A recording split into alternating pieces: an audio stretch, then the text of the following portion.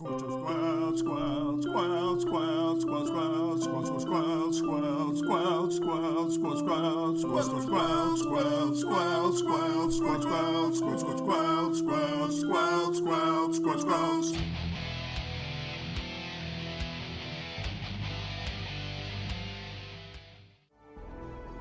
back to Squelch, the video game book club. I'm Dano. I'm Matt at Arms. And I'm Storm Rage. And we're here to remind everyone that Mass Effect is a game. And games are supposed to be fun. And I think Dano had himself some fun. I did. And technically this is Mass Effect 2. Yeah, I want to be very clear that we are not playing Mass Effect. We are playing Mass Effect 2. And those are different. They are those games be different. Hey, Storm Rage, we mentioned this at the end of last week, but if you didn't sit out for the whole 2 hours, I just said we're a video game book club. What in the world does that mean, friend? It means that we're going to do the exact thing that we've done since we changed, but we're going to have a better name for it and a better goal for it. So what's going to change? Literally nothing, other than the title. And we're still focused on budget video games. We're still not doing AAA games. We're still focused on games that are either a little bit older or games that are indie or something along those lines. And bringing you games that we think you'll enjoy, hopefully. And every single week, we're just going to talk about a game. And it might be a full month on a single game. It might be a couple weeks on a game. It might be more than a month on a game. It'll just depend on the game itself and how much fun we're having with it and how much time we want to spend with it. Matt, you have politely raised your hand. I will indeed call on you. I have an objection. Oh, okay. Ooh. Oh. If you don't have the drop loaded, we gotta do. Objection! There we go. Objection! Objection! Objection! Objection! Objection! Objection! Oh, objection! Objection! Objection! Objection! Objection! Objection! Objection! Objection! Objection! Still the best bit we've ever done. I hate it. I hate it so much. You said we won't do AAA video games. I submit that Mass Effect is a AAA video game. At least it was back in the day when it was created. I had the same objection, actually. Objection! Objection! Oh, God. Objection! Objection! Objection! Objection! Oh, objection! Objection!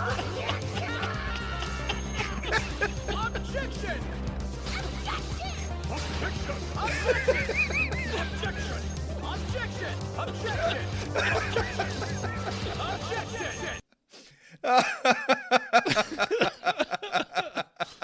So, I agree with Matt. We are playing AAA video games. We're just playing older AAA video games that have gone on sale. I think we play a lot of AAA games, actually.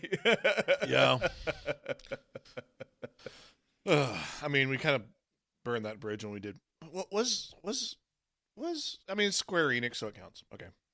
I was thinking, was it? Oh, are we done doing the dumb bit? Can I actually talk about the podcast? I don't know if the first Life is Strange was AAA or not. I think Square would say that the most recent one, and everything since that was AAA, but I don't. The first one was released in chapters. Like, you just bought it one chapter at a time. So it was much more of a visual novel. I think after that, they kind of turned them into AAA games or AAA adjacent. The last one was AAA priced. It was $60. That's AAA in my book. Yeah. So. All right. That was it. I mean, that was my objection. That's all I had. Oh, no, I'm not going to do it again. It's like a situation like Blizzard. If you say donuts, you have to bring donuts. If someone's objection, I have to play the drop. What were you going to say, Storm Rage? Literally nothing. Oh, great. Literally nothing. Should we thank our patrons then? Thanks. I am pretty incredible. Thank you, patrons, so very much for supporting our objections. It means the world to us. This week in After Dork, we are going to talk about our favorite video game of all time, each one of the hosts, that we believe the other two hosts have not played. Mm-hmm. So stick around. This will be pretty fun. I am very interested in which dating sim that Storm Rage is going to pick. because I'm sure it'll be a Can I do two? Can I do my favorite dating sim and then also a different game? 100% you can. Yes, you can. Okay, great. All right. I'm gonna have to do two. I'm gonna have to do two then as well. So I'm just. Oh, I have one pick, but it's the perfect. It's. I'm so stoked to talk about it. So yeah, no. Hello, old friend. Let's meet for tea after the match, shall we? Slurp, slurp, slurp. Have you read ahead there, Storm Rage, as to what the tea with Finley is this week? Yeah, I just noticed that right before we started recording. You want to read that tweet? Yeah, so this is from Rivals Leaks. It is an account titled Marvel Rivals Leaks and Info. And whenever there's a leak source, I'm always skeptical of it. But gosh darn it if it doesn't give me hope. When we talked about Marvel Rivals last time, I said if Marvel Rivals ever made a PvE mode, I'd drop ship and I'd immediately go over to I'd never play Overwatch again. I'd just play that PvE mode in Marvel Rivals because that's all I wanted from Overwatch since Overwatch release. And this is the tweet. Potential PvE mode for Marvel Rivals. Some time ago, I was informed by a source that they had experienced a PvE mode in the game. Today, at Rivals Info found a tag suggesting PvE might still be in development. It's unclear if this feature has been scrapped or if it's planned for a future update. And I can't imagine that this is ever going to come to fruition. No. Because they've talked a couple of times about how they're just doing PvP, and that's their main focus is a PvP game. And I feel like if you are potentially eventually going to become a PvE game, you wouldn't advertise as hard about this is just PvP as they have. But how amazing, how wonderfully funny would it be if the Overwatch clone dropped a PvE mode before Overwatch did? What an amazing, terrific time that would be. Right? What an amazing time it would be to watch Overwatch just shudder. I'd come back to Twitter for that because it would be so good. It would be so good. Oh my gosh. It would be some of the most fun internet content I think we've had. Marvel Rivals needs to do it just for my own personal joy. The content alone on YouTube and on Twitter would be amazing. Yeah. It would just be so choice. It'd be absolutely wonderful and beautiful. I still think more than I want from that. The last time that I believed a hero shooter was going to get PvE, it's because they announced that they were going to do PvE, and then they had a trailer about PvE, and then they showed PvE, and then I got to play PvE, and then they talked about how it was in development for 2.5 years, and then they still scrapped it. So I'm not going to trust a leak of maybe one day in the future there's something there. That is fair. That's completely fair. That's very fair. But did that company also then not work on the PvP mode for that 2.5 years essentially, and then in 6 months later release a totally scuffed version of PvP mode? Then did they? Yeah. Okay, cool. But they didn't release it as like a full on like sequel to the game, though. They wouldn't have done that. That's. Oh, actually, they did. They did call it a sequel. Oh, what a funny world. Interesting. And it's you want to know the main difference between Overwatch and Overwatch 2? One less tank. One less tank. Do you want to know what they're considering doing and what they've added into all sorts of different test and quick play modes? Tank! A tank! You know what the Interesting. difference is between Overwatch and Overwatch 2? Because I don't know. I don't know what the difference is anymore. I mean, it's loot boxes, right? Yep, that's true. There's no loot boxes, so you can't get anything unless you pay for it or on the battle pass. Yeah, that's funny. You know, they added loot boxes in HOTS 2.0, and then that killed the game. Did you watch CoffeeZilla's most recent video about loot boxes, though? Really good. You should watch it. Do you know what CoffeeZilla is?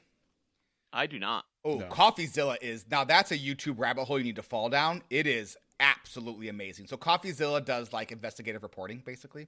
A lot of crypto stuff, a lot that kind of, but he recently did a whole, like, a 3-video series on, like, loot boxes and that kind of stuff and how it, like, gets people into gambling. Really cool. Encourage you to watch that if you haven't. A lot of people have. Many millions of people have. But really good. Really, really enjoyed it. Love CoffeeZilla. Anyway, yeah, Marvel Rivals, please. Just for my own. I'm not going to play the game. but not no. But he wants to see other people talk about it. Yes. I don't even want to watch people play the game. I will not watch other people play it, but I will watch other people talk about how Blizzard didn't do it and you did. It just would be so funny. All right, should we finally recap this game? Yes, I think we should. Intercom's open. If you got anything you want to say to the crew, now's the time. So let's go ahead and start off where we just last left off at the end of Mass Effect 1. And the recap here will be a little funky throughout all of Mass Effect 2 because there is not nearly as much of a mainline go this route as there is in Mass Effect 1. Mass Effect 1, there's a total of like 5 planets or something that you got to go to, and there's a little bit of flexibility, but not a ton. And so there wasn't a lot that could go weird. Your playthrough may look very different than ours. And so we're going to talk about a certain number of missions each week, and we're going to focus mostly on story missions. This week, we're going to be talking about the Prologue missions, Recruit the Professor, Archangel the Thief, Normandy site, and the Convict. And in order to kind of potentially avoid spoilers, I'm going to title each mission as we go into it. So if you are not wanting to get spoiled for that specific mission because maybe you haven't played it yet, you can skip ahead probably about 30 seconds or a minute or so. Each recap should be ideally pretty short. So let's go ahead and start with the Prologue missions. We start off just a few months after the events of Mass Effect 1. Shepard and the crew are hunting down Geth with the same crew as before, when a ship of unknown origin shoots down the Normandy. Just kablooey gone goodbye. Most of the crew members manage to get to the escape pods, but Shepard dies. Yeah, he just dies. That's how they open the game. They kill the main character from the last game. And I don't have this as a discussion point, but the first time I played this, it blew me away of how did they just kill Shepard? Did either of you guys have any sort of reaction where you're just like, oh, okay? I knew it was coming, but what I loved about it was how they did it. It wasn't like there was that he got blasted by a laser or anything. No, he just floated off into space and then burned up in orbit. It was just a really sad, lonely, unheroic way to go, basically. There was no... I mean, he saved Joker's life, right? But other than that, it's a very big deal. I don't want to say other than that. It wasn't like he went down guns blazing or anything like that. It was ship shows up when they thought they were in invisible mode, blows them up. Everyone has to get out as quickly as possible. Shepard tries to save the pilot, does, but can't save himself, and then just dies. It was really cool. It was very almost anticlimactic. I loved it. My first reaction when I did it the first time was what? Literally just what? I'm dead? Okay, how do we go from here? Now you can have a new character if you want. Yeah, I told you that you got to respec. I didn't tell you that Shepard just dies in between the games. Yeah. I also love there's a moment where Shepard is off in the vacuum of space and we think maybe for a moment that they're fine. They're floating around. They've got their spacesuit on. And then we see an oxygen leak. And then all of a sudden they just keep going. And there's no sound. And then there's a pause. And then the opening credits song comes in, and it's just this beautiful piano work, and it's so beautifully done in every aspect of it. That opening sequence though, I did love. You're on the ship, it's on fire, you're running toward the gate, and all of a sudden you open the door and it's silence. Because it's that one part of the ship that's blown up, the bridge part of the ship that's blown up into out into space, and that was really cool as well. Yes, that was super duper cool. Really cool, clever opening cinema, and a really neat way to introduce players to getting to okay, if you're bringing Shepard over from one, but you want to do a different class, here's how you can do it. Really clever way to work that into the lore. I mean, love it. Very clever. Super cool. So after that sequence, 2 years pass, and Shepard wakes up. Project Lazarus, which I did not understand because I didn't connect Pits of Lazarus, the Bible, right? That's a Bible thing? Pits of Lazarus? Lazarus was Not Pitts, I Yeah. don't think, right? But like Lazarus. Okay, was I'm brought thinking back of from the now. I'm dead, combining the Bible Lazarus plus was the- Batman, no. which is Batman has created the pits of Lazarus to bring people back. That's a different thing. Right? Love that they reference Batman in this game. Super cool. So Lazarus of Bethany is a figure in the New Testament whose life was restored by Jesus 4 days after his death. Okay, there we go. So a restoration project, a very Yeah. fitting name, was funded by Cerberus. And if that name doesn't ring a bell, we didn't really talk about them much because they're not a huge player in Mass Effect 1. But they are a human terrorist group that we fought in a lot of side missions here and there. And they brought Shepard back to life after 2 years. You fight your way back off the station that you're currently on and meet your first 2 new companions. Miranda, a seemingly perfect genetically modified human who was in charge of the mission to restore you and is, for all intents and purposes, the reason you're alive right now. And Jacob, a former Alliance military soldier who got sick of the red tape and wanted to make a difference about the Reaper threat. Now, real quick pause here. In Mass Effect 1, you didn't have that many companions. Like, you had Liara, Tali, Garrus, Rex, Ashley, Caden. So 6 in total. In this game, you have so many more. I think it's like 11 in total. So I'm going to give a brief description of each of them when they're first introduced, and then usually we'll kind of re-describe each time that they come up, hopefully. So, where was I? Shepard meets the Elusive Man. What an amazing name. An amazing name for, like, the anti-hero kind of villain, kind of hero character that he is. And he is the man who funds and owns Cerberus, basically. He is a man of unquantifiable wealth. He has an obscene amount of money. He was able to throw in billions and billions of credits to making Shepard alive again. Fun fact, he's voiced by Martin Sheen, and I think does maybe the best work in the entire series. I love his voice work so much. And he talks about, hey, I brought you back from death because you're the only person that I trust to keep humanity alive through the Reaper threat. That Reaper threat that you talked about, that no one else seemed to believe, hey, I believe you. I know that Reaper threat is real, and I brought you back so you could help deal with it. Daniel, you have raised your finger, yes. Yes, so you might be thinking, wait a minute, at the end of Mass Effect 1, you convinced everyone that the Reaper threat was real. Well, they don't believe you again. They're like, actually, it wasn't a Reaper ship. It was just a big Geth ship, and so you're not smart. And so that's why like the Elusive Man's like, hey, I believe you. I know the Reaper threat is real, so you have to go and fix it because I can't. Yes. I have to sit in my office. That is a very important clarifier that I totally spaced, is that everybody, basically everybody goes, oh, well, it was just a single Reaper ship, but we took care of it, so there's no others. They don't even say it's a Reaper ship. Remember when you might have not. So when we get back to the Citadel, and we'll get there next week. I've already got there. Yeah. They actually do. So I think we go ahead and kind of recap that real quick here. The only one who kind of believes you is the humanity member on the council. And then the other 3 are like, that was just a big Geth ship. We found whatever we could, and we could see no way to prove it. And we went back to that Ilos place that you went to, and everything was gone. So you're a dumb liar, and we don't believe you. And it totally wasn't a Reaper because why would it? Reapers are big and scary. We can handle the Geth. So the Geth are the problem, which we've taken care of, by the way. So cool. Glad you're back from the dead, though, bud. I mean, kind of to recap when you go back to the Citadel there real quick. But yeah, no one believes you. They do believe it was a big Geth ship. So, just like a big existential threat that comes back after 2 years and nobody says anything. Oh, great, Matt. Let's not go there.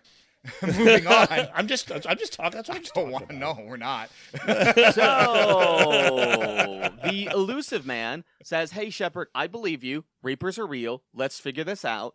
In the meantime, while we're working to figure that out, possibly a more pressing issue is that human colonies, hundreds of thousands of humans in these colonies, are vanishing. They're just gone, and no one's looking into it." Everybody on the council is like, hey, they're in the Terminus systems. We can't do anything.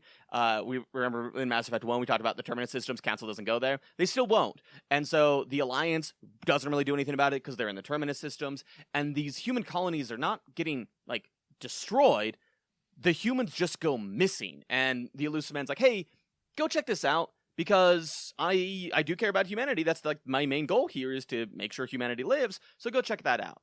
So we go ahead and I just want to talk about real quick. That's like the opening set piece. Mhm. As we get introduced to Mass Effect 2, what did you guys think of the opening in general, and how did you feel this, whether it's story, tone, controls, because we haven't really done a whole lot, but any of those things in comparison to Mass Effect 1, how quickly was the realization of like, oh, this is a different game? Pretty quick. For me, it was pretty quick. Like the cover, like everything, like the controls were better. The shooting was better. Reloading seemed like all of a sudden there's like reload packs on the ground that I could pick up that could really pretty much work on anything. And I'm like, oh, okay, this is how I reload my weapon. Those were in Cool. Mass Effect 1, weren't they? I mean, No. no, there's No, they separate weren't. ammo.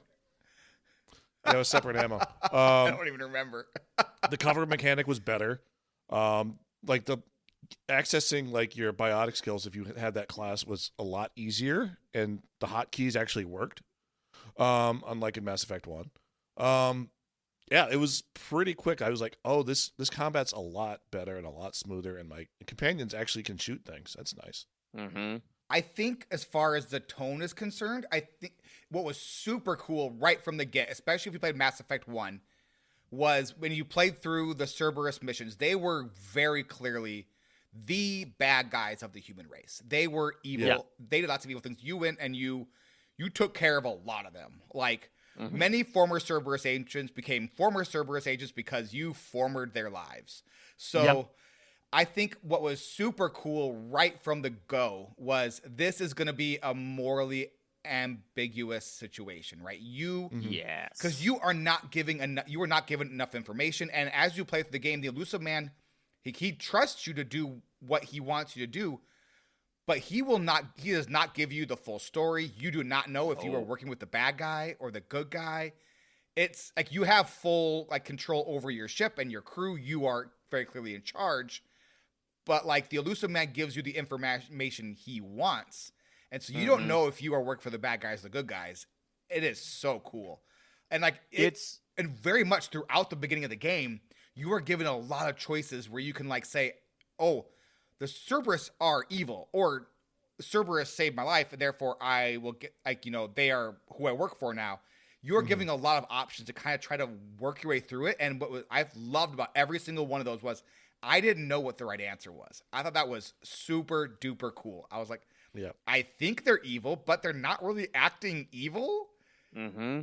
So are they evil? And they're the only ones who seem to care about these colonists. And they are all these like millions of human beings are just disappearing. They're not like there's no bodies left behind. They're just gone.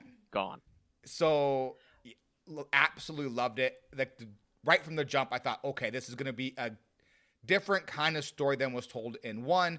I thought the story in 1 was the best part of it.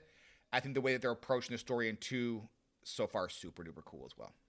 I really like the comment you just said about like never knowing if the elusive guy is a good guy or not, because he's so careful and carefully written, obviously, of I will do everything to make you think you're in charge and give you and like there are several times where Shepard can say like, hey, I get to control who's on my team. And he's like, yeah, you absolutely do. I don't care who's on your team.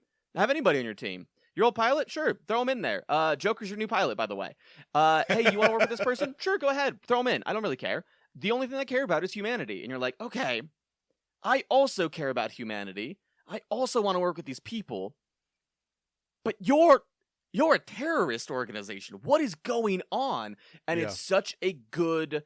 and I think that it makes the Renegade, and Matt, I know you'll talk about this more later, more interesting. Because in 1, it was like, yeah, you're the good guy doing the good things, or you're just an insane psychopath. And in this one, it's a lot more like legitimate, I'm going to break the rules to do good, rather than I'm going to be a psychopath. And I love the overall tone shift in that. What's really cool about that is he is 99% of the time 100% in control. Whether like you feel like you're in control or not, but there are a few times, or at least one time very specifically, where he's not in control, and it is such a cool moment in the game. I feel like, and there's a moment as well on the other side where he's very clear to Shepard that Shepard thought he was in control, and then was like, it was very clear that no, you're not in control here. I will tell you what you want, but I want you to know, and then I expect you to complete the mission. It's Yeah. phenomenal. And But we so can't do well another 2-hour acted, episode, too. so I want to keep going with the Yeah, recap. sorry. Go ahead. So the very next mission we have is we need to find out more about a human colony that has gone missing. So we go to the most recent colony that has just vanished again, and there's no survivors. Well, there's probably no survivors. We meet some Quarians. Is that Tali? That's Tali, our friend from the very first game. What a wonderful time. She's very excited to see Shepard. She's not nearly as excited that Shepard is currently working for Cerberus. She's skeptical, to say the least. She doesn't want to join your team yet because she has a mission of her own. She was able to succeed in her pilgrimage, and she has returned to her people, and now she is some sort of authority. She's in charge of this team, and she is here to find a Quarian named Vitor. And you saw this Quarian as you were landing, and that is also your mission. So you both want to find this Quarian. One, because Vitor is one of Tali's people, and you want to find them because they're the only thing that's currently left alive on this planet, other than a number of mechs that you have to fight through. So you eventually fight your way through to Vitor, and Vitor, he had somehow, or maybe wasn't tracked. It's pretty vague, and I think intentionally in a fun way. And then we see that Vitor was able to use video cameras to detail what happened to the colonists. And we see a new alien race we have not yet seen called the Collectors. The Collectors are a alien species from the Outer Rim area that are often bought and paid in order to buy expensive artifacts. They're collectors, hence the name, the Collectors. So they want new artifacts, they want technology, but other than that, almost nothing's known about them. And they use what seems to be a bug or like a mosquito type thing, like a nanotech, to just possibly immobilize every single person on the planet, which is why there's no damage left behind, there's no signs of fighting. They're just immobilized. The Collectors come in, scoop them out, and leave. So, new friends, new enemies to blow up? Yes, indeed. After the successful mission, the Elusive Man sends you to recruit more folks to your team. And again, he says, the choice is yours. Have whoever you want. But these are dossiers and these are pieces of information that you will probably want. The first stop that most people will make is on Omega. And Omega, you're sent to recruit a Solarian scientist named Morden Solis, an individual codenamed Archangel, and a DLC character named Zaid Masani. And Omega itself is a very cool black market gang-style hub that is, I imagine, like if Las Vegas didn't have any actual central authority and was just like, yeah, gangs, coppers, whatever you want, do whatever you want. It's crazy town over here. Mm-hmm. It's at the very first. It's Chicago, right? Yes. It's Chicago in the 30s, where it's like run by different rival gangs. Yeah. So there Yeah, are there are three rival gangs or like mercenary groups that control Omega, and then one person overall who kind of is the queen of Omega, right? Who kind of keeps everything running, but kind of has to balance all the other three powers. Yeah. Really cool. It's a gigantic nightclub and a bunch of slums. That's really yeah. Fantastic. And a plague. What it is. And the plague, yeah. So, when you get off the ship, you very quickly meet an individual named Zaid Masani. He sucks. You're Maybe he has a wrong. heart of gold? Actually, he doesn't. He's just a rude boy. He's a rude boy. I love Zaid. Oh, what? I do too. But Yeah, he's he's not great. like a good guy. He's No. not. He's not someone that's like gonna go sing to kids at an orphanage. He's the guy that's gonna be like, There's not blah, enough blah, money blah, in blah, that. blah. I'm gonna go shoot something. And there's not enough money in singing to children. They don't pay very well. Yeah, the dude is a merc through and through, and he's a very good shot. And he's also one of the two DLC characters that are added to the game. But in Mass Effect: The Legendary Edition, there's not really like a clear distinction between those two. But it's helpful to know like why don't they have a bigger role going forward? Because they don't as much. And there's a couple things you'll notice that they're a little absent for. It's because they were added later on in the game. Can I talk real quick about recruiting Zaid? And Yeah, go ahead. okay, so you walk into Omega, and there's an alien getting beat up, and then there's a dude just kind of hanging out. And so you go and you take care. You say, "Hey, stop beating this person up," or something else. And then you turn left and you go and talk to this dude, and he's like, "Hey, I'm gonna join your crew." And you're like, "Oh, okay." and then you realize you just recruited Zaid. Yeah. It's like literally it. I was like, oh wow. Ooh, glad I talked to you because you seemed like an NPC. There was no thought put into him at all. Like, No, he's just there. No. he has an amazing mission, but like just recruiting him, there's nothing to it. Yeah, it's like, hey, by the way, I got this thing over here I got to take care of. Can we take care of that at some point? That's pretty great. That's his thing. Then after that, we need to go and talk to Arya. Arya is the queen bee. She is in charge of Omega, and in fact, she is Omega. And one of my favorite lines in all of Mass Effect 2 is her just standing out in front of this nightclub, and as Shepard asks her, hey, are you in charge of Omega? And she responds, I am Omega. Queen move, absolutely iconic. Love it. I love her. Add that to the list of my favorite characters to Mass Effect. Yeah. She knows everything, well, at least almost anything, and she's willing to give you some information in exchange for perhaps later favors later on. Who's to say? So, you can recruit either the Archangel or Mordin first. It's up to you, but let's go ahead and talk about Archangel first. We are told that we need to recruit Archangel, but they are currently under attack from those 3 different gangs that Dano mentioned earlier. The Eclipse, the Blue Suns, and the Blood Pack.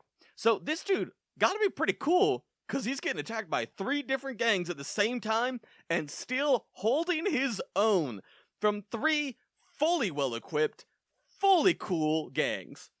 And we eventually get there and by taking on the job, because the mercs are all hiring to take out Archangel. So we're like, yeah, we'll work with Archangel. Sure, go ahead. Or we'll work to get Archangel. We head there, and psych, we actually betray all of the gangs to try and save Archangel. And who's Archangel? That's Garrus from the top ropes, baby! Oh, wait. Garrus has returned. He's snippy, he's delightful, he's amazing, he's killing mercs left and right. In the time that you've left him over those 2 years, he came to Omega and just like started doing vigilante justice.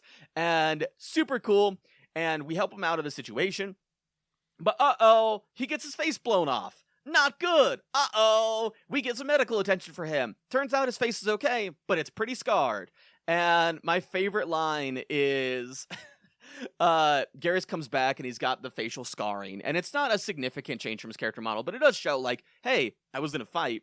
And one of the responses he can say is he asks, is it that bad? And you could say, hell, Garrus, you've always been ugly. And it's such a good bro move. I love it so much. Yeah, it's like, don't make me laugh. My face is barely holding together. It's So phenomenal. good. It's so good. And what's cool about it is it even goes down to his armor. So like 2 of his 3 armor skins have like part of the armor still blown off, and then he has a third armor skin, which I think was a paid DLC armor actually. Yep. That doesn't have the armor blowed up, which is the one I use because it seems weird to have incomplete armor. Yeah, it's a little funky. Yeah. I do love the change, because in Mass Effect 1 your armor changed based on the armor you equipped. In Mass Effect 2 you just get like, this is your set armor for all of your companion characters. You don't need to worry about equipping them. Thank the Lord, because I hated equipping my allies. Big quality of life change. You can still choose their weapons though. Yes. Yeah.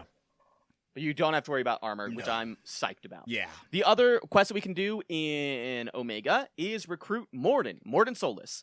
Mordin is a Solarian doctor who is actively curing a plague that is infecting and killing dozens of individuals a day.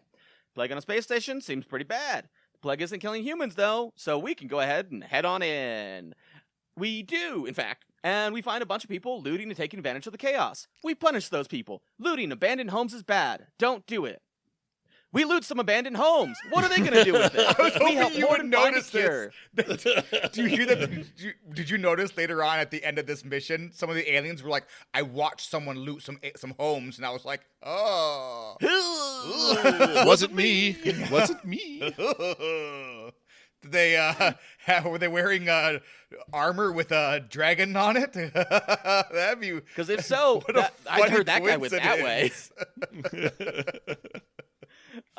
We help Mordin disperse his cure. He's skeptical about joining Cerberus, but he joins us anyway. Mordin is great. Mordin is added to my list of favorite characters in Mass Effect because he's so iconic and so delightfully written.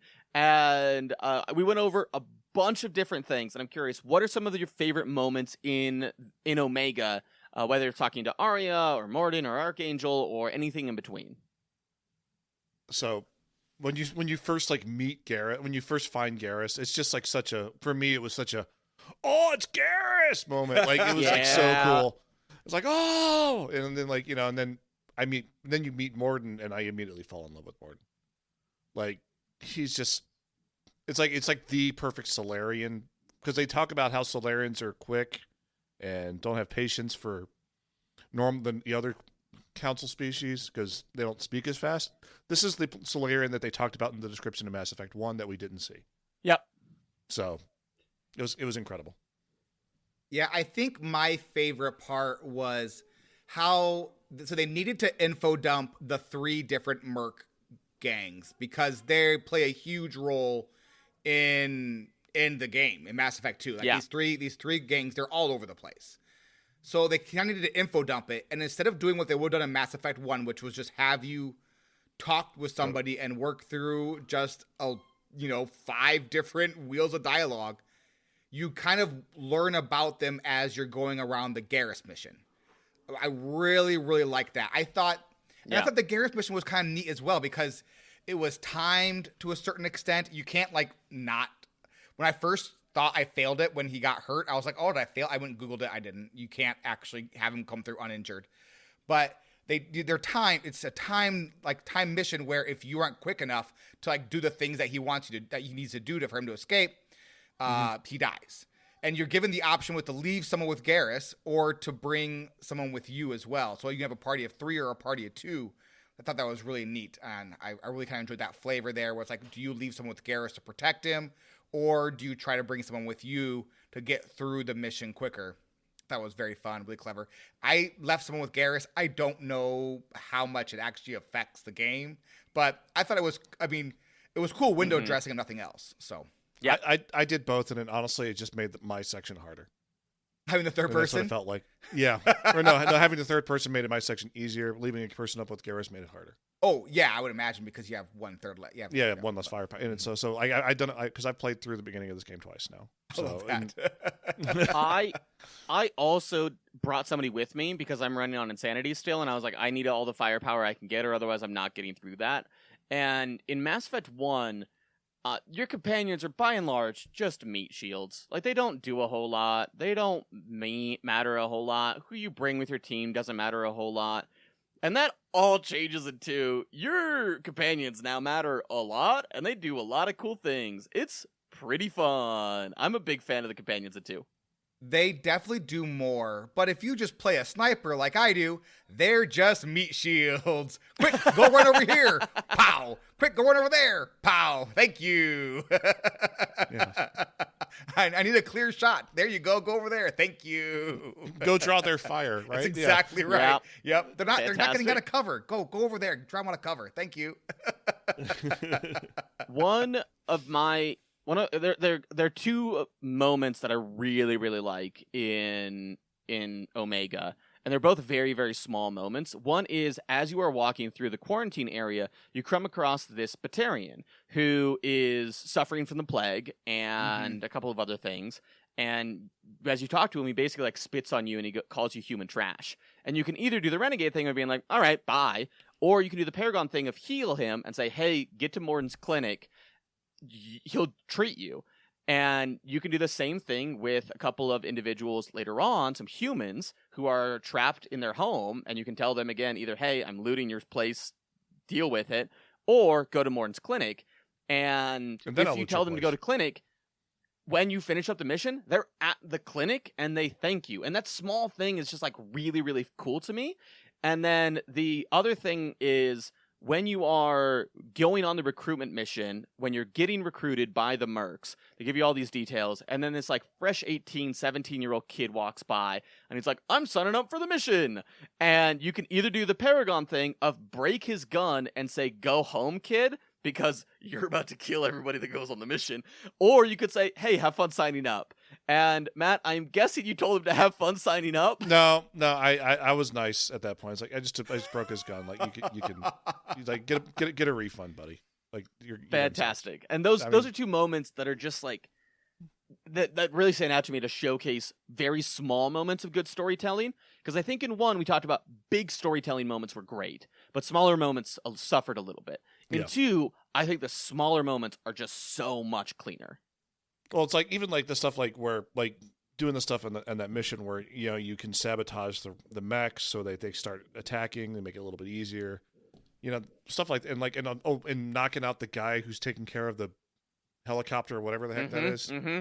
Yeah, that was pretty great. I think that is a renegade choice. It is. But, like, I did it anyway. It is, but everybody should stab the dude. I mean, who's seriously, fixing just the plane, the helicopter. the fact that Shepard just says it's like you should take a nap. It's just great. It's just great. It's fantastic. We're going to run through the other missions that we've played up until this point real quick. And these are all, by and large, recruitment missions. The first is the Thief, and it's barely a mission. You basically go to the Citadel, you stop by an advertisement board, and you recruit a thief named Kasumi. She's a master of stealth and snatching things. She'd like our help with a heist. Maybe we can do that later. But for now, she gets on board. She's the DLC and doesn't interact quite as much as the other characters, but is insanely powerful. I love her so much. She's really, really good. We also go... Yeah, Daniel? Oh, I was going to say, can we talk real quick about how you interact with Kasumi and Zaid on the ship compared to how you interact with the rest of the characters? Mm-hmm. So these two characters don't have dialogue wheels. You just go and you talk to them, and they just tell you stuff. And Zaid will tell you, like, old missions he's been on and kind of, like, talk shop almost. And Kasumi, just because she's a thief and she has, like, crazy, like, skills to like blend into the darkness, will just tell you all the gossip on the ship, and it is amazing. I stop by her suite every time I come back from mission. She's like, I think these two are going to get together, or did you know that so and so's doing this, and I really think Joker and Edie are like an old married couple, and hey, you and Jack are getting along well. I guess there really is someone out there for everyone. And, and so it's just like and then she's like, okay, talk to you later, Shepard. She's hands down my favorite character. Both of them, actually, are probably my two favorite characters to interact with because there's not any they just kind of like just talk to you. They just go. Her being like, yeah, I sneak around the ship and I just listen to everybody, I think is so much fun. It's so much character. It adds so much character to the ship, to the crew. Mm-hmm. She's awesome. And then she's just so good in combat. She's so good. I need to bring her on my next mission because even on insanity difficulty, she can often one-shot a lot of people, or at the very least take out a chunk of their armor, and she doesn't die because she's stealthy all the time. Those two things, very, very useful. Do you do you tell her to go stealth people, or do you? Okay, so you do. Do you have that turned off where they use their own abilities? Or do you have that turned on? No, I just use Q and E to target, and they'll use abilities on those individuals. Okay, so you don't tell them which ability to use, you just have them target? Yeah. Oh, okay. Okay. Cool. From there, we recruit the Warlord. We go to recruit a Krogan Warlord named Okeer. He seems pretty cool. He's making a Krogan breeding facility. That sounds familiar. His Krogan are deeply flawed. That sounds familiar. They don't have much intelligence. That sounds familiar. We meet one, though. He's nice. We find Okeer. He says we have to kill the person who's actually in charge of the project, a mercenary of the Blue Suns. Remember how Dano said that the Blue Suns are going to be everywhere? All of them are. Yay! She's a bad guy. We do the bad thing. We kill the bad guy. Okeer kills himself to save his life's work. What's that? It's a Krogan in a pod. We can let him out. He wants to fight us. He does try and fight us. We convince him to fight others. He doesn't have a name. He guesses at his name. Grunt? That seems like a fine name. Welcome, Grunt. Yeah, basically. Yeah, I think he calls himself Podborn. Is that right? Podborn? Yeah. Or something like that? Yeah. Fun. Grunt is fun. I like Grunt a lot. I like Grunt. I like Grunt a lot. He's no Rex, but he's he'll do. Oh, yeah. There are a couple. There's one mission in particular where if you bring Grunt and Garrus along, the entire mission is those two just conversating, and it is hilarious. They're like it's like a sitcom. So funny. I'm so excited. The last one that we did this week is the Convict. We head to a prison ship, terrifying and very fun concept, to find a powerful biotic named Jack. It's a simple exchange. The elusive man has transferred money, we get a prisoner. What's the worth of a human soul? It's a lot of credits. Uh-oh, it's apparently not a simple exchange. The prison warden is an idiot. He wants to capture Shepard to sell them. What a dum-dum. We fix that mistake. We Yeah. go on a murder spree. Oh, What a yeah. dum-dum. We find Jack. Yay! Jack is skeptical of Cerberus, even more so than most. Apparently, Jack has a history with Cerberus and only goes with us if we give her access to classified information that Cerberus has.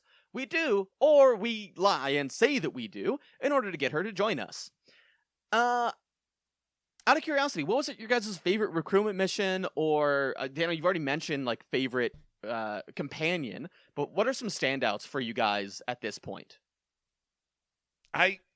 Okay, so Jack, I'm gonna say something about Jack. Jack is just like pure like late '90s like hacker girl emo. It's like it just reeks of late 2000s, like like that aesthetic and that feel. I liked her mission. The mission was fun, like super fun. Like especially the guy with the shields, and you have to kind of snipe him through his stuff. Mm-hmm. It was pretty good. It was good. It was probably my favorite of the three. The recruitment mission. The recruitment mission for Jack was great. I thought that was especially a nice turn, a nice like sense of place with the prison ship, and like them Jack being in cryo because like they're so dangerous. It's great. Yeah, I think Grunt is very interesting as a character because he is born without like any sort of he's born with knowledge, but knowledge in the form of like being told everything. But it's also incredibly smart, obviously, and a very, very interesting character. Jack is a lot of fun because there is so much. She's very much she plays off of Miranda because Miranda is like, Cerberus is the best. They do great things. They've only protected me. I love Cerberus till I die. And Jack is like, they literally stole my life. They kidnapped me and stole my life, and they made me this monster. I'm this monster today because of what they did to me. And that is a lot of fun. Those two characters are a ton of fun. And Jack, she's very much that, like, mid-2000s, like, broken, whatever. But then there's a lot of depth there as well. And it's kind of fun to get into.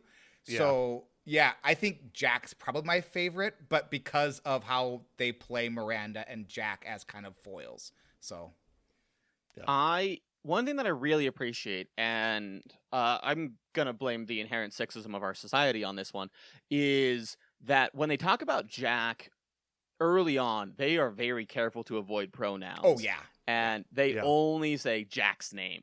Oh, you're going with Jack? I don't want to be around you. Jack's terrifying. And they never use pronouns, whereas they do with other characters. And then when there's a reveal, Jack's a girl. And I remember my, 21-year-old brain going, what a cool thing! And, it is a cool thing, but I probably shouldn't have been, that surprised at it. But I was very excited nonetheless. Yeah, the most important thing to do the first thing you do is you get Jack. The second thing you do is you talk to her enough so you can do her companion quest so she can have a shirt. Because you recruit her and she just has suspenders. Yeah. Yeah, she does. I didn't do the companion quest yet, but I have the option. I think the DLC armor gives her the second one. So the first thing you do is you press Y so you can give her a shirt. In the main game you had to do you that wasn't an option until you did her companion quest. So oh god, yeah, it was a little misogynistic, a lot misogynistic. Where it's like, oh look at this broken, but you can fix her. Yeah. And she also my only solace is that there's also a lot of other male characters that are broken that you can fix later on. It's not to the same extent. Come on, Garrus is a sad boy too. Yeah. and we're gonna get to someone next week who is also where you're basically fixing him and his life as well. So it's they're all sort of broken. I mean, yes. Grunt is very much broken as well. So they're all kind of broken. I would say that probably the two that aren't, Miranda's not broken, and neither is New Caden. New Caden isn't broken either. Jacob? Yeah, Jacob.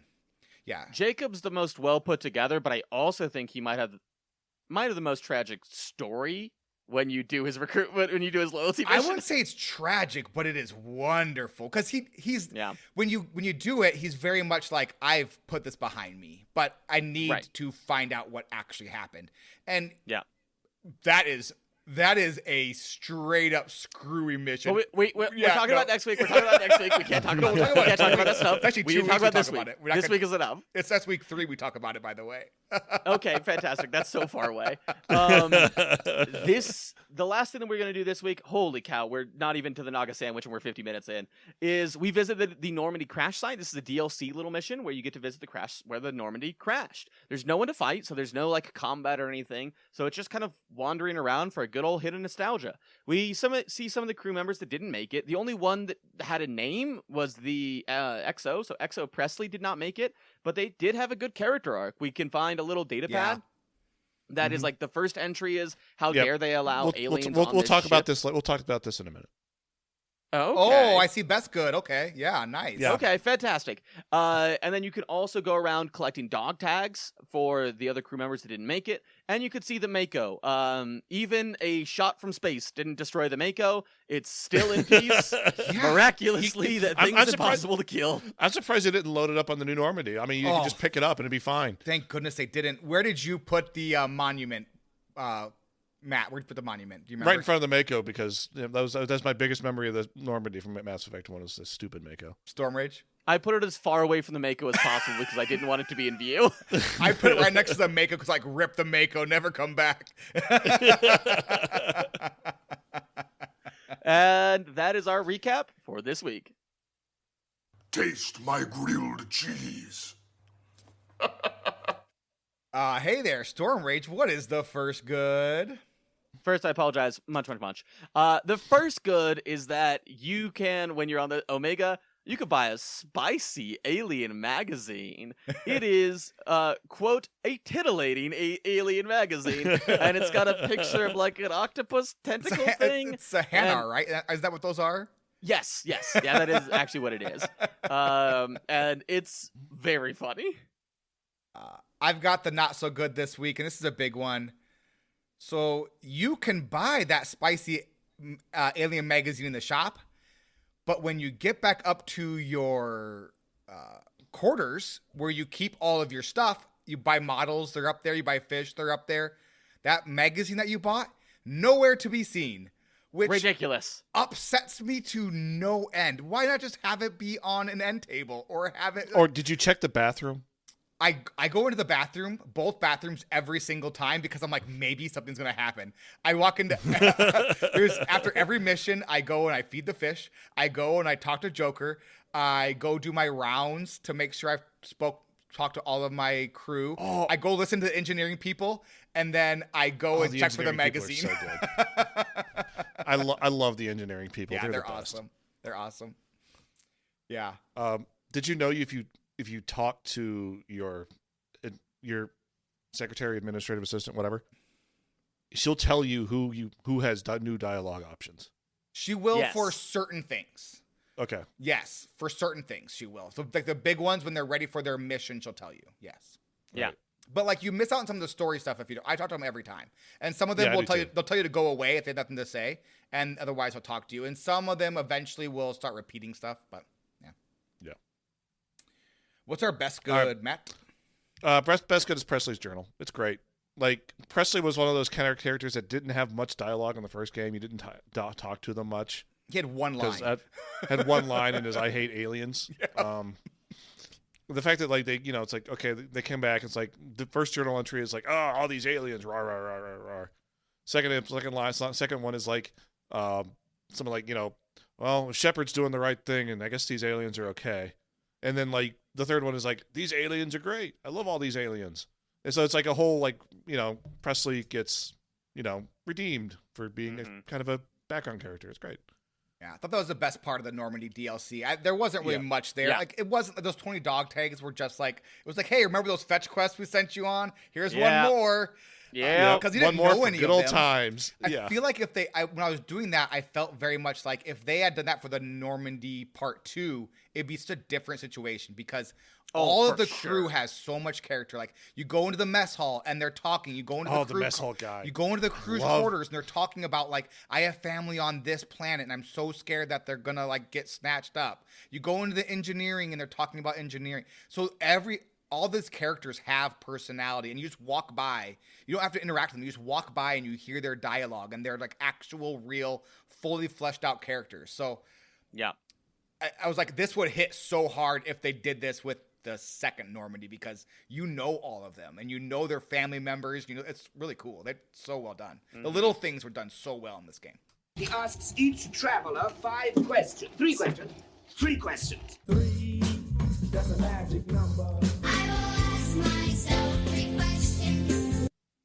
Matt at Arms, what are you liking so far? Combat and the story, and just like you said, like the environments are just so much better in this game. I did go Vanguard, so I'm just loving just dashing into things, shotgunning them, and then finding cover. It's amazing. The upgrade system feels a lot better, and like it makes actual sense, and you don't have to like juggle 15,000 rifles. You just make the one you have better, or the shotgun in my case. I need to upgrade things. Yes. I need to upgrade You haven't things. been I forgot upgrading your that things? existed. Oh my gosh. The new companions are great. I love all the like just more than like just like the basic caricatures of races that we got in Mass Effect 1. And then the planet scanning is so much more developed and better. And I know, Dan, you've been like basically stripping planets bare because you can. I have so many minerals. You can go above that, but that top line, by the way. Oh, you can? Okay. You can go much past that. I've doubled it for. Good to know, because I've been kind of like, I'm at 25. I shouldn't grab that. I'm 25,000. No, you go ahead and just take everything. Yeah. Nice. Always make sure there are some of the. So I usually only strip mine the rich planets. But even if something is poor or moderate, make sure you do a scan where you just kind of like go left and go up and down and then pan to the right, because some of the moderate and poors are high on element 0. And element 0 is hard to find in some places. And also like some of the big stuff that you need for biotics and for respecs is element 0. So just like do a quick scan of the poor stuff and the moderate stuff. But typically I won't strip mine it unless it has element 0, or I'm looking forward to, or I'm like, I've stripped mine the other 4 planets in this galaxy. Why not just strip them all? Good. How about you, Starbridge? What are you liking so far? Everything. That's not fair to say. Let me be more specific. Everything. I'm so sorry. Let me try one more time. Every aspect of the game is cleaner. The usage of powers, I think, is more interesting in 2. Like in 1, I was using my powers all the time, but it's just because I was like on rotation. In 2, I'm thinking about what is my enemy, what is the power that most effectively counters what they're doing, and each of the classes feels so distinct. Like Dano, you mentioned that you're sniping people. I don't have a sniper. I don't use a sniper. I've never sniped anybody as the engineer. I'm sitting around corners, I'm blasting my combat drone, or I'm using Incinerate, or I'm overloading shields, and like I'm changing what I'm doing based on every enemy. Matt, you're charging and using shotguns. I don't think a single one of us are using the same weapon. And I think that's super cool. And I don't mean like the specific weapon. I mean weapon type. And that's awesome. So like we're just playing the game in like significantly different ways. I'm thinking about squad mate composition. I'm thinking about the order of missions and which squad mate I want to use first and how I want to progress them. And it's just like, I love this game. I love this game so much. Dado, what are you liking so far? Yeah, no spoilers for the end of the month rankings, but this game is like an all-timer. This is a top 5. It's like a top 5. This is a Mount Rushmore game for me. This game is great. So, I mean, I'll be honest. I had really low expectations coming into this game after finishing Mass Effect 1. I was like, I know it's better, but like, that game was kind of a clunker. It just surpassed my wildest expectations. Like, it is... I never thought it would be this good. I remember enjoying it when I first played it. I played it 12 years ago, or even maybe longer than that. Like right before Mass Effect 3 came out, I played Mass Effect 1 and 2. I never remembered loving it this much. It's shockingly good. It's fantastic. It's like they had 3 years after the first game released to make it better. Wait, just think about that though. 3 years. 3 years. They did this in 3 years. If this game, unbelievable. We've had 10 years since Skyrim, right? Or we're going to have, 15 years between Fallouts? Like, think about that. They did this in 3 years. they iterated on a Mass Effect 1, which is a pretty good, okay RPG. Yeah, and they made an amazing game. They iterated on every single thing. They looked at it, what didn't work, and they fixed it, and they iterated it, and they made it so much better. It has the soul of Mass Effect 1, but they took everything that didn't work, and they just made it just shine. It's incredible. Absolutely incredible. Imagine a game. Name a gaming company right now that would do that. I have no idea. From Supergiant. Supergiant, and was it like the Dark Souls games, right? That's probably the two you can. From Software. Yeah. Those are maybe the two game companies. And I will also note that it's not 3 years, it's 2 years. It's technically 2007 to 2010, but it's November 2007 to January 2010. Okay. So it's basically 2 years and a month. It's absolutely insane. crazy. It's absolutely crazy. Yeah, I mean, I just can't even. Matt, what are you struggling with? Miranda and Jack. I'm just not clicking with them yet. Maybe it's the male gazy part of it yet. Yeah. Because it's super male gazy. Change I their immediately outfits, I immediately gave Jack a shirt. I immediately put a full shirt on Miranda as soon as I could. It's the first thing I did as well.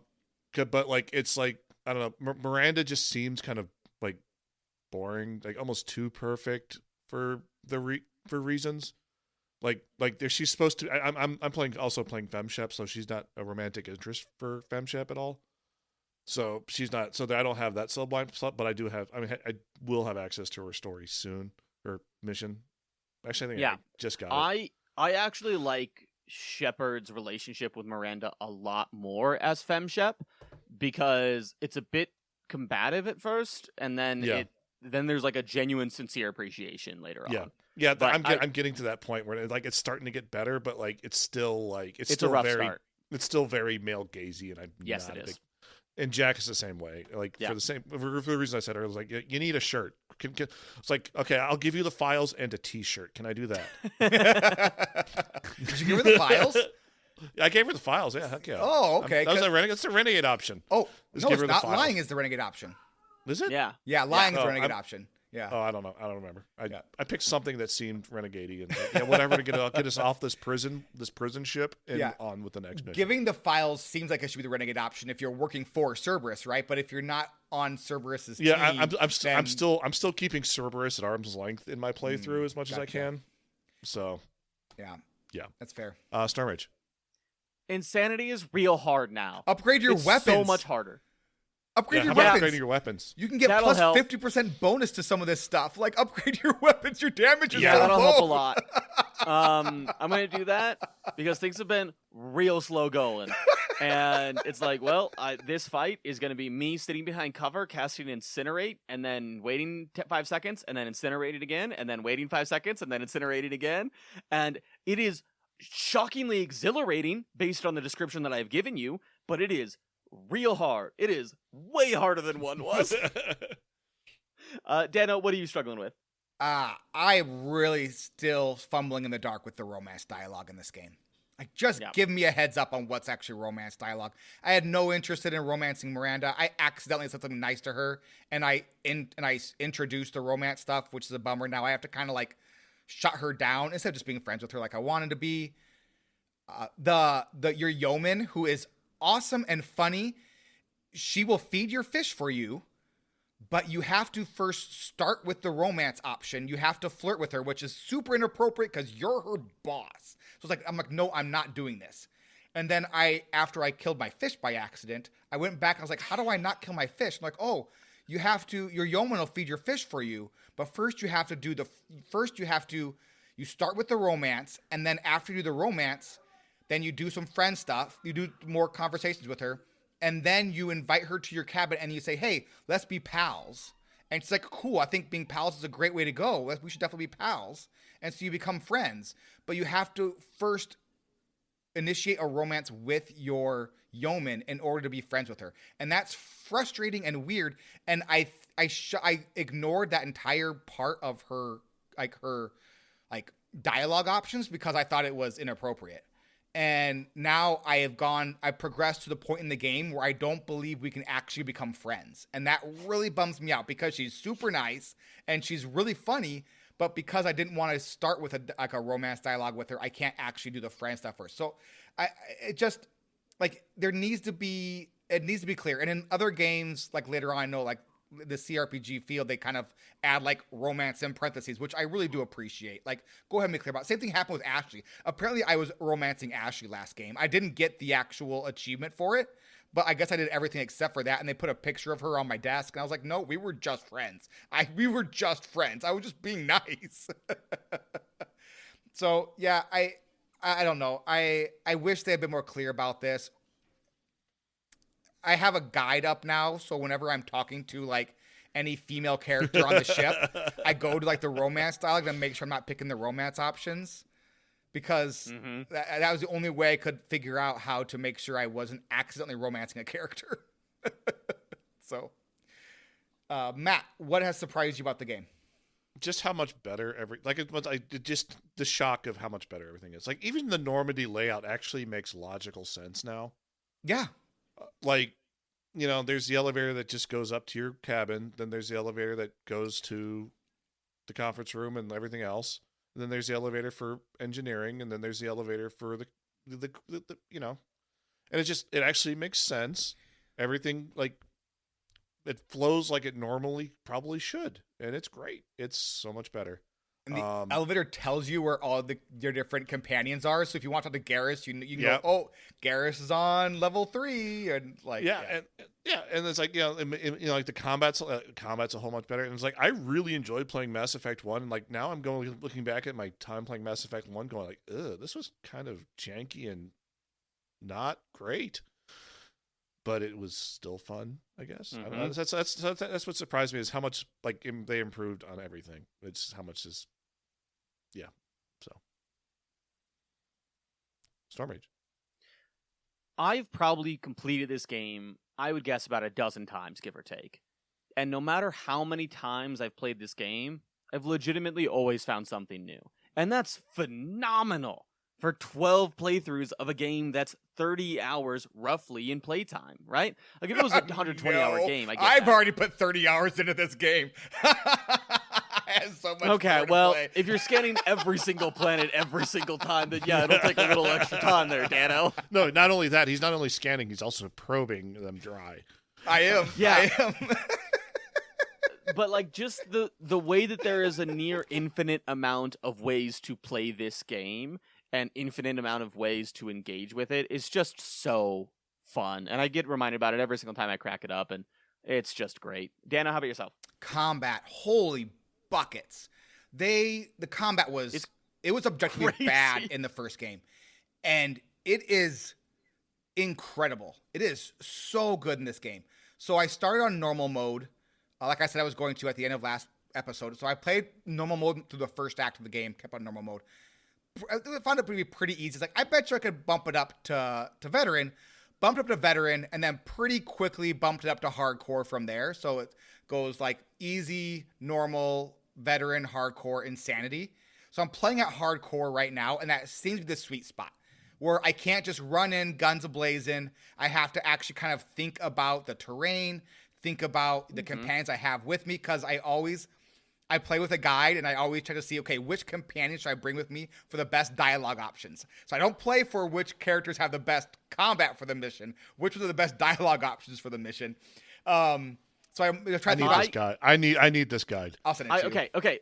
We talked about the guides real quick. I want to interrupt real quick, because there is going to come a point where I am going to ask that none of us use a guide at the end of the game.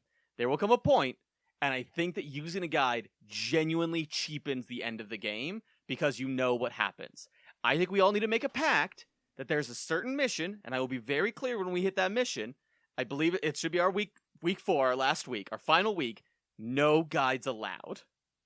That's All right. fine. I'm probably not going to grab a guide anyway, because I'm playing on the Xbox. It's hard to do it that way anyway. Yeah, I use the guide for 2 things. I look to see if there is a preferred like companions for like dialogue options.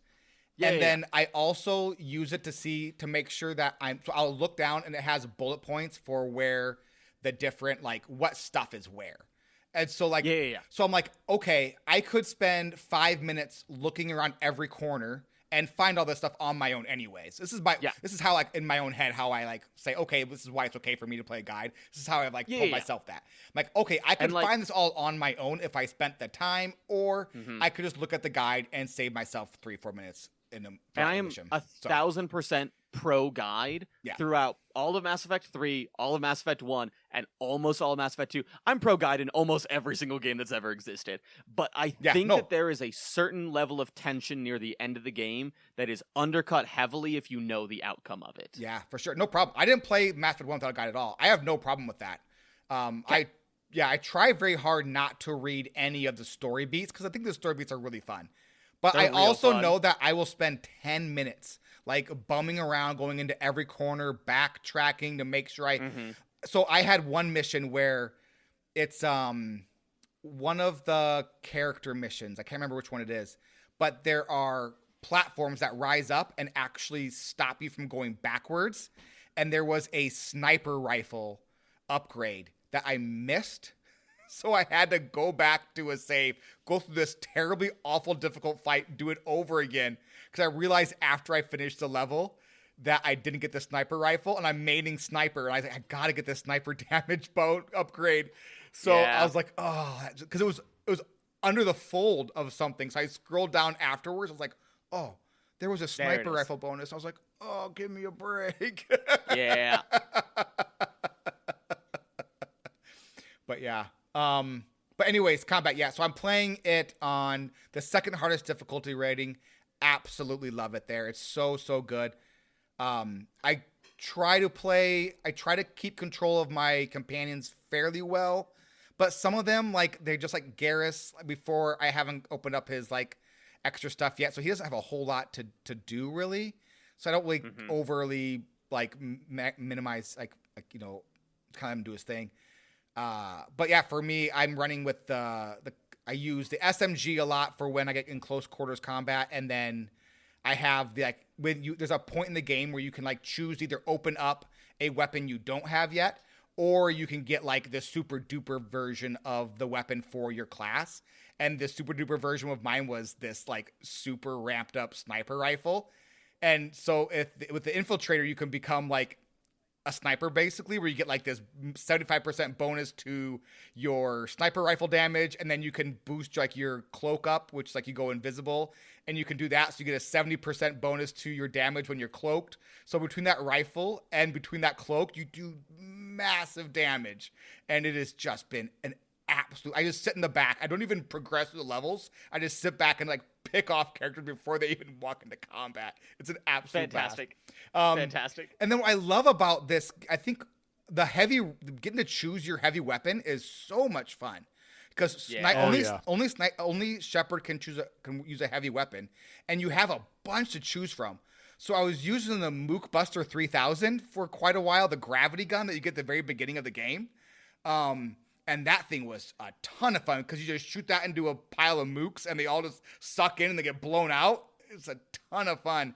But then now, as I bumped up the difficulty, I've been using the Collector heavy weapon, which is like a laser beam that like blows through barriers and shields and stuff. It's so good. Because I found myself getting to the end of the boss, and I was just like wasn't able to kill them quick enough before they were able to like get close to Shepard when I'm playing as an infiltrator. Once I get close, things get pretty dicey.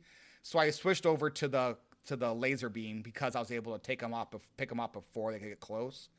So, but the Mook Buster 3000 was and is, I think, maybe the most fun of any weapon of any game I've ever played. Like, just you get 6 shots throughout the whole level, and like just firing that into a group of like 4 or 5 mooks is just the best. I need to try it out. I don't think I've ever actually tried that gun. Oh, it is so much. It is. The hard part is once you go in the higher difficulty levels, when they're armored, it won't necessarily kill them, but it does crowd control them, which is also perfectly fine. But like on the lower difficulty levels, oh my gosh, Matt, if you're playing the lower difficulty level still, go ahead and equip that bad boy, and you'll have so much fun. It's so good. I'm back. I'm on normal, so it's like I'm just having fun with it. I could probably bump it up, but I'm happy on normal. Yeah, don't. This is how I want to get through the story. Yeah. Difficulty, I have always said, is how you control how much fun you have. If you're having fun on easy, don't bump it up. If maybe it's a little too easy at one difficulty or a little too difficult, change it. Like, the game's gonna be great no matter what you do, as long as you control that button. Yeah, like that. I near the end, once I got all the upgraded stuff in Mass Effect 1, like it was easy, or I was on normal and it was too easy.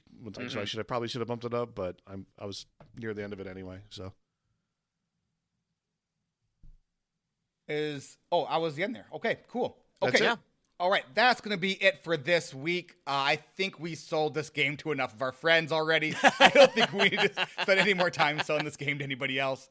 Thank you all so much for joining us.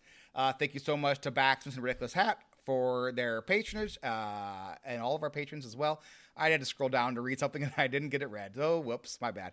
You can find all the links to our Discord and content information, the pinned comment on our Patreon page over at patreon.com/squelch. And Mass Effect 2 is a game 2, and games 2 are supposed to be fun too. Yeah!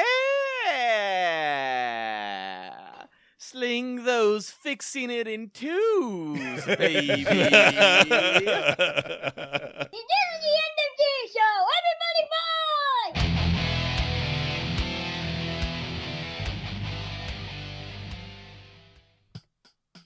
This game. Yeah. I am terrified that every single one of our episodes is gonna go long. I think it might. I left out so much in the recap. I gave bare bones on each mission, and we still went 50 minutes talking through the recap. It's just so good. It's so It's good. so good. It's a lot. I'm enjoying this game a lot more than I enjoyed Mass Effect 1, and I enjoyed Mass Effect 1.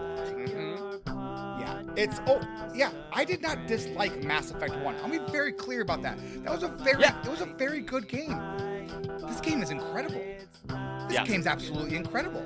It's like they went into a hyperbolic time chamber and had like a decade to make it better.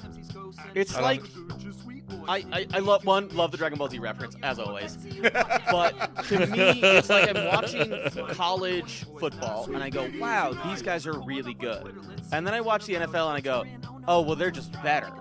And to me, that's what it's like. Where it doesn't necessarily like diminish what I love about 1, because 1's still an achievement, right? It's still amazing to be a college football player. 1 is still a great game. But 2, it's just in a different league. Yeah. I didn't realize how right I was last week when I was like, Mass Effect 1 is a game that is goated because of the strength of its sequels. Oh boy, was I right? Yeah.